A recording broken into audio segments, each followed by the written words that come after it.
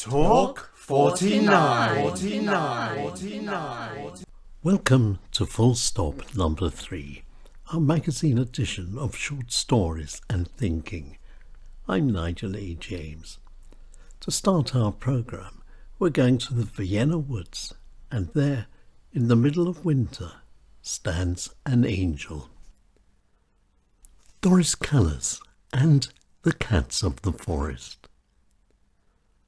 The winter was in, and the cold had gone through to the core. It was almost dark, and there at the edge of the forest was a woman, and what she was doing made me curious, and so I went over to see. Her name was Doris Callas, and she was filling lots of small bowls with food. And then, after just a few seconds, the cats came out of the forest.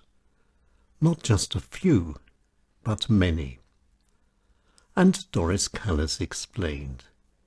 Each year, hundreds of cats run away from their homes in Vienna, and for many, the Vienna woods become the perfect new home.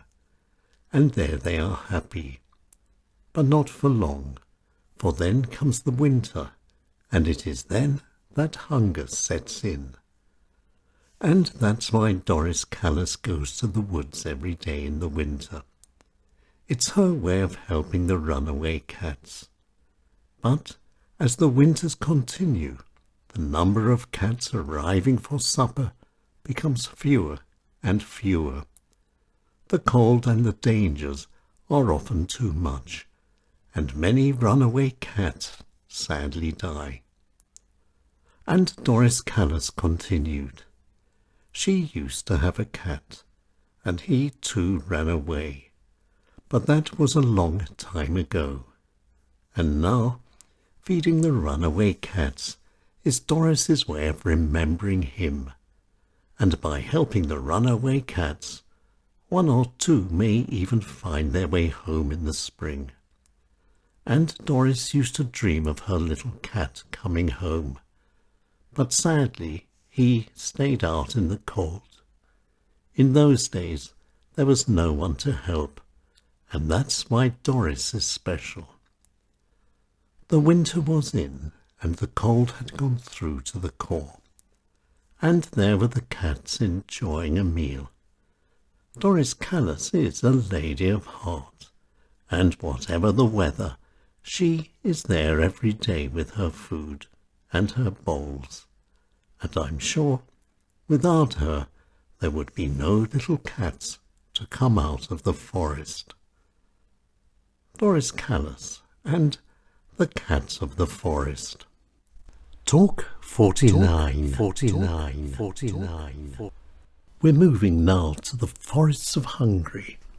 Edith Naney is telling us all about what to do with our coffee leftovers.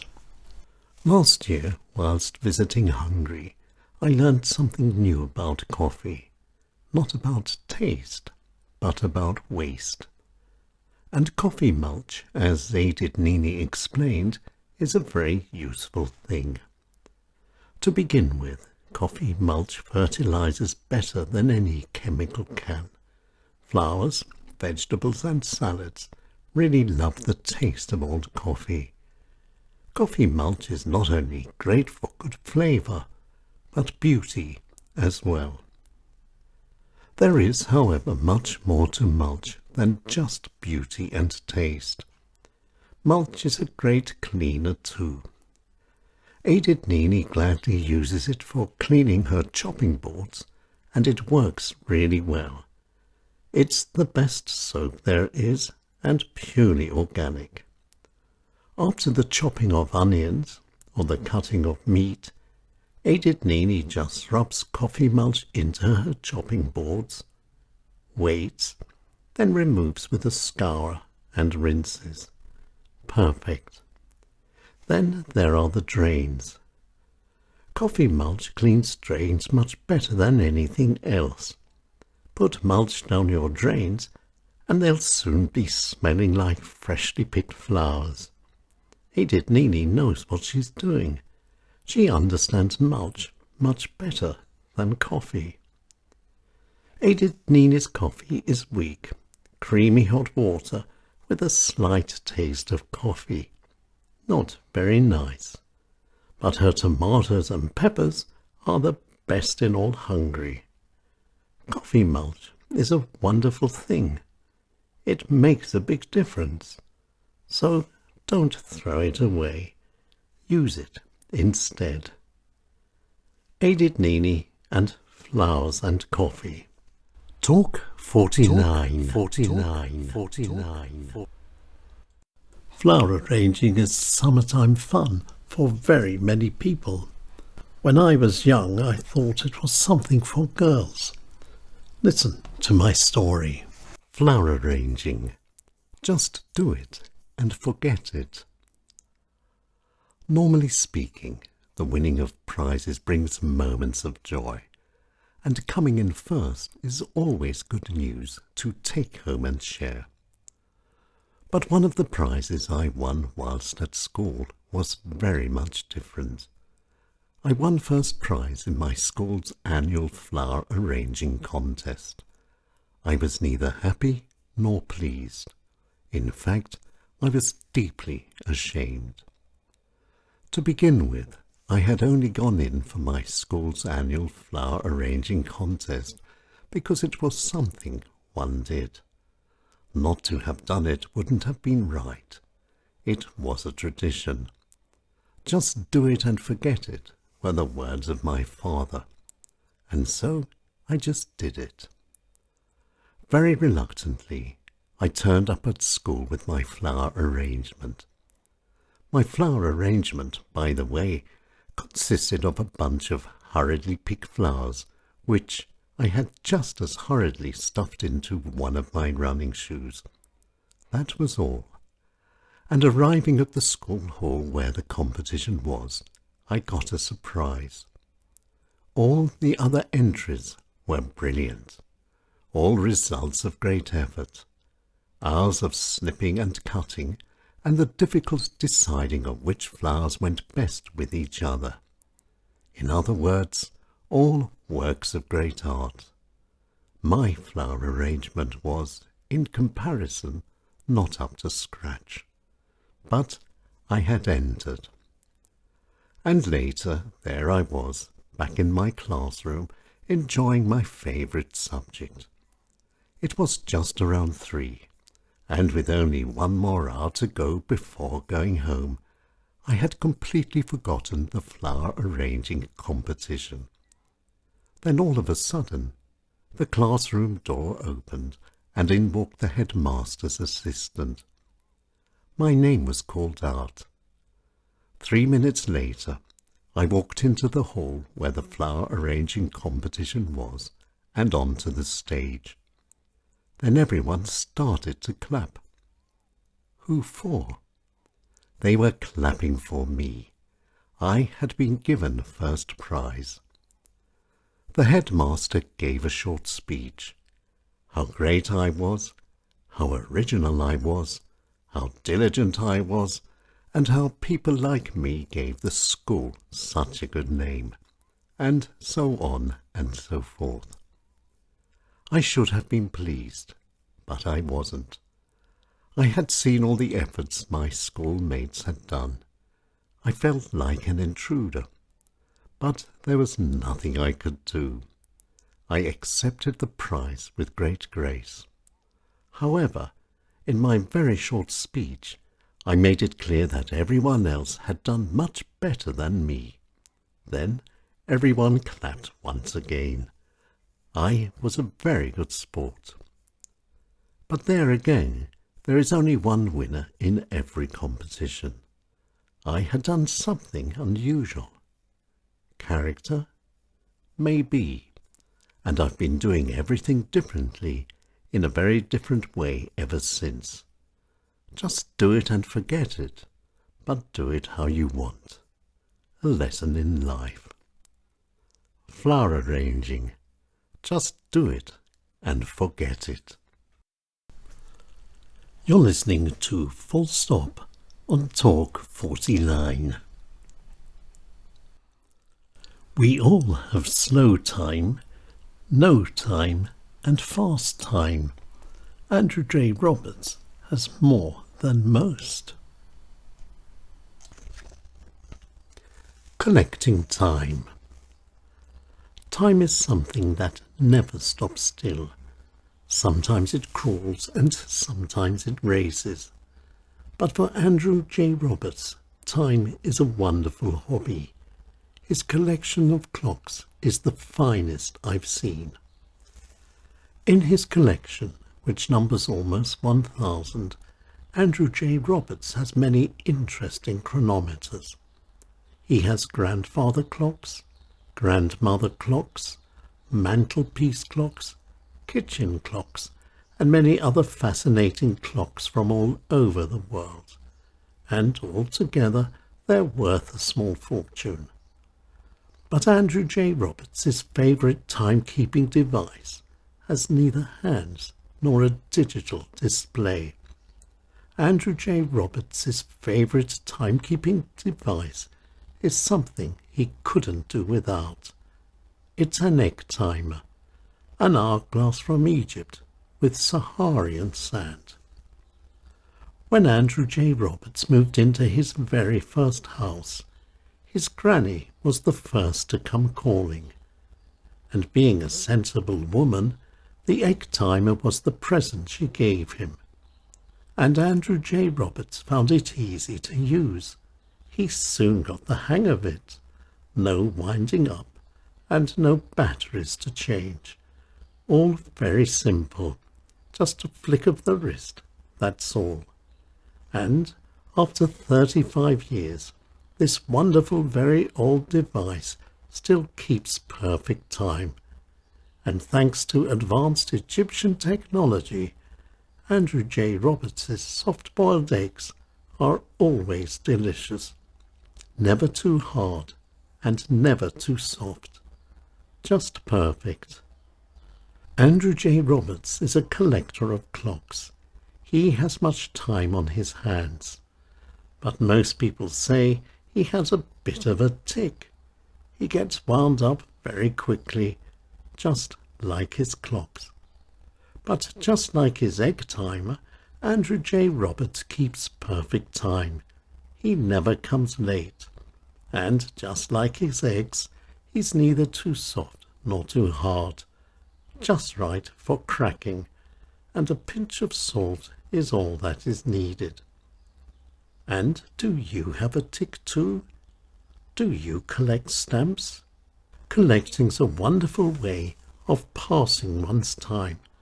Just ask Andrew J. Roberts. He has time on his hands and, of course, on his walls. And time never stands still. It's just slow when you want it to hurry, and fast when you're late for your train. Andrew J. Roberts. He collects clocks. Talk 49. Most people's pasts are much the same as things that are happening now. Hiker Yarns' past got frozen in time where it was. And now, the marching years. We're saying hello to Hiker Yarns. Hiker Yarns grew up in the GDR, the German Democratic Republic. And Hiker Yarns was a young pioneer when she was a child. The Young Pioneers was an organization similar to the Boy Scouts or Girl Guides. The main differences being the Young Pioneers was an organization run by the state and belonging was compulsory. There wasn't a choice. Everyone had to belong. And Hiker Yarns looks back on her pioneer days with great pleasure. They began on her first day at school, and from that day on, life was this socialist movement. And Hiker Yarns still clearly remembers the white blouse and blue scarf she wore every day, her uniform. Heike Jans was happy and proud as a young pioneer, and each day was fun. But Wednesdays were special. Wednesdays were action. Wednesdays were pioneer pure. The choice was enormous. There were visits to the cinema, dancing lessons, theatre workshops, musical events, and many other activities too. Wednesdays were great. New highlights each week. But nothing was as good as the camps. The camps were summer and fun with friends in the country. There was very good food, much better than usual, and the camps meant action from morning till night. There were never dull moments, always too much to do, and even the chores, the washing and cleaning, were fun when done in a group. But the evenings were always the best, and the pioneer songs which were sung round the fire after dark were special and full of emotion. And these were the moments of magic, the ones taken home at the end of each summer, memories for life and never forgotten. But there were dull moments too, and Heike Jans remembers them well. And Mondays were always the worst. Mondays were flag days. The entire school would assemble outside in the yard, and then, after the unenthusiastic singing of one or two boring songs, allegiance was sworn to the flag. Flag days were not a nice way of starting the week. And the pioneers too were part of life's pattern. Primary school children were the young pioneers and wore white shirts and blue scarves. In the 5th class the children went up, and the blue scarves were changed for red ones. And success was important for all pioneers, and success was rewarded with badges, and receiving new badges were moments of glory and pride. And all the children worked hard. The more badges one had, the better one was. But the greatest occasion of all was the going up to the highest. The 7th grade had come to its end. The white shirt was changed for a blue one, and childhood became a thing of the past. All now belonged to the free German youth. The perfect conclusion, the end of a wonderful time as a proud pioneer. But there's one very sad irony in this childhood story. Neither Heike Jans' children, nor her grandchildren, nor anyone else will ever become pioneers. The pioneers no longer exist, and even more dramatically, nor does the GDR, the country where Heike Jans grew up. The GDR, as everyone knows, is now part of the German Republic, and whether that's good or bad is a question for history. But the past was the present at the time, and Heike Jans still remembers it well, her time and her summers with the young pioneers. The Marching Years, Heike Jans. You're listening to Full Stop here on Talk 49. I'm Nigel A. James. London, like all capital cities, has its own little special corners. Listen to this strange and very unusual London story. And now, here's Old Moon Eyes with another short story. Hilary Benson, the Dustbin Girl from London. Hilary Benson lives in a dustbin in London. There are 3 beautiful trees in her garden.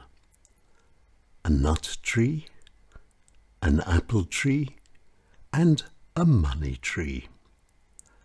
And Hilary Benson's garden shed is full of apples and nuts, but sadly no money. A little sparrow comes every day and steals all the money. He then takes it to Dublin and buys apples and nuts. And what does he do with the apples and nuts? He wraps them up in nice paper and sends them to Hilary for Christmas.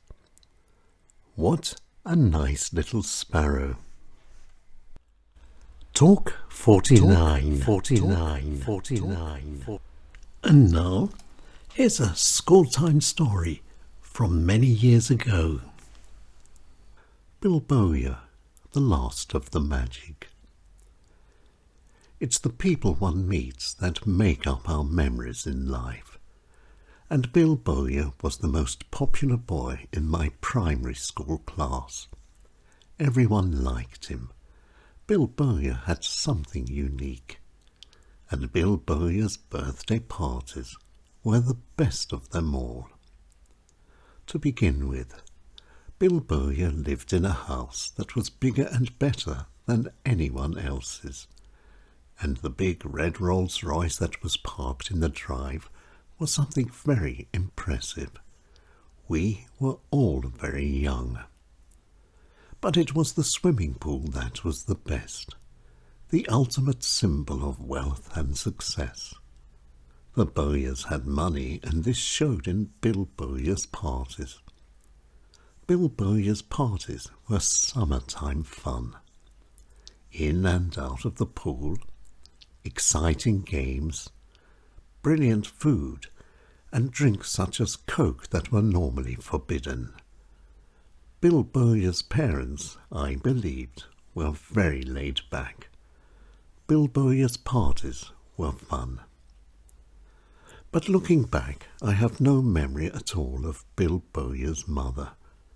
I can only remember his father. Mr. Bowyer, as we all used to call him, was a very nice man, always happy and always smiling and always very great fun. And once Bilboia's father even took us for a ride in his car, his very big and impressive Rolls-Royce. I remember squashing into the back with 5 or 6 other kids, whilst 3 or 4 sat in the front. The smell of real leather and the purr of the engine are still with me now. A ride in a Rolls was better than magic.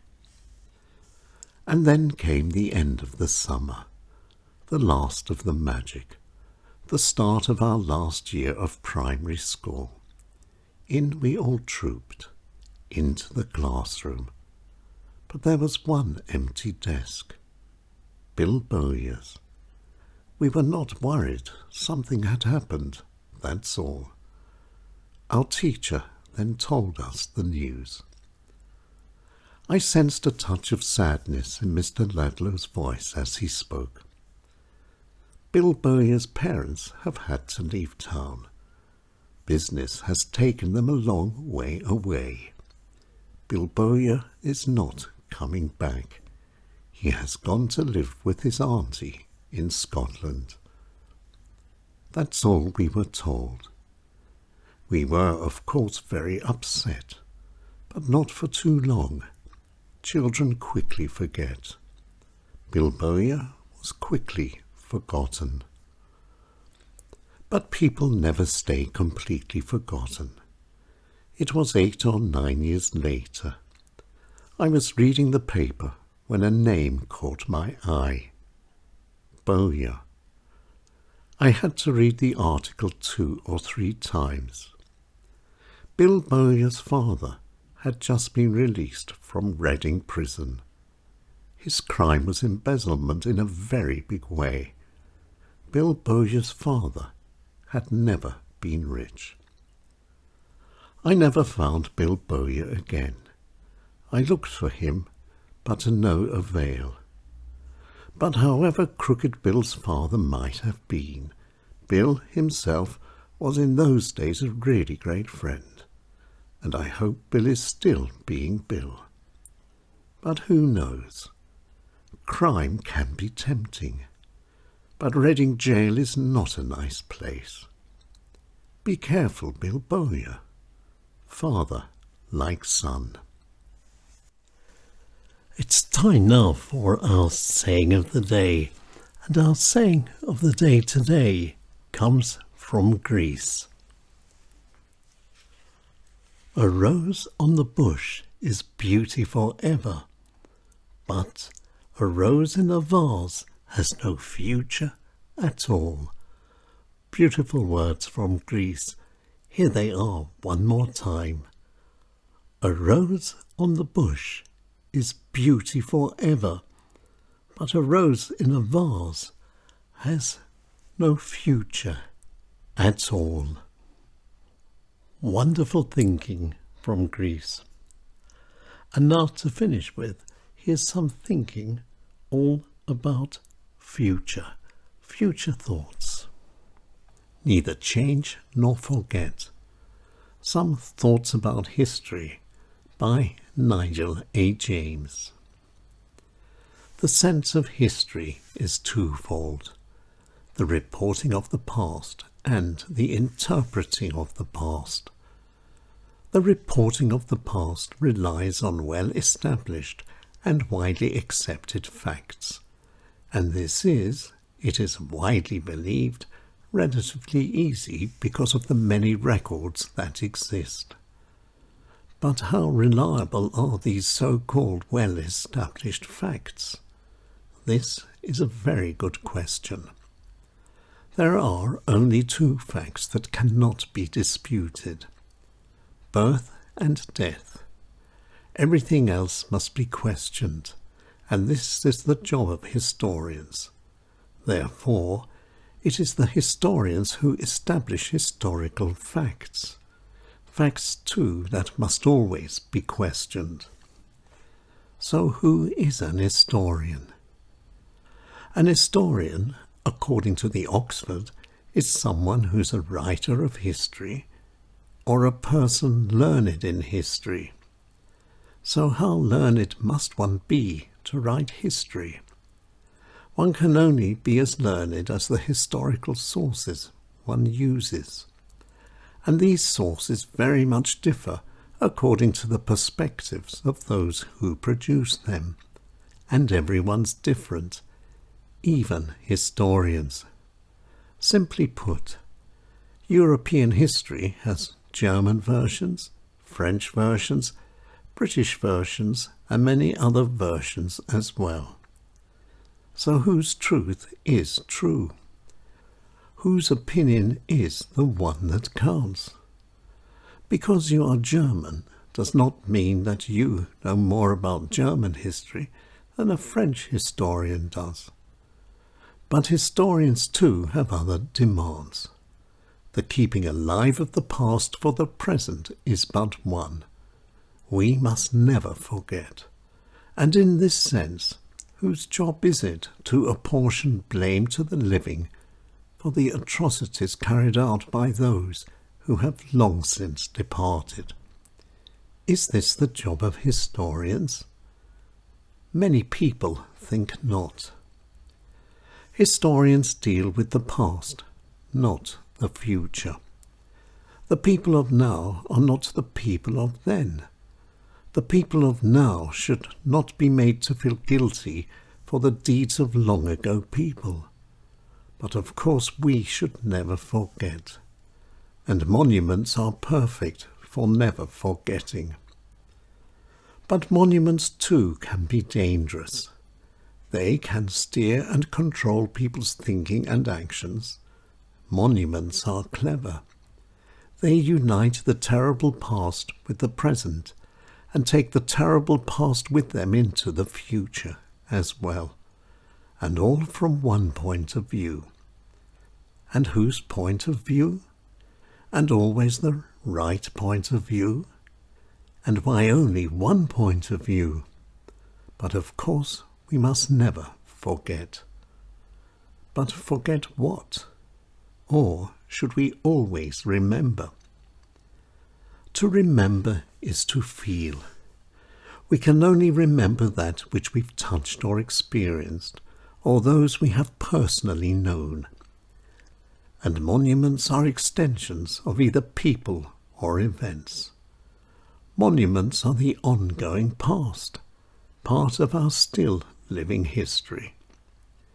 But how many years must pass by until historical facts become historical facts, things everyone knows but no longer feels? And for how long must people stay guilty? This is all up to us. We are what we are because of our pasts.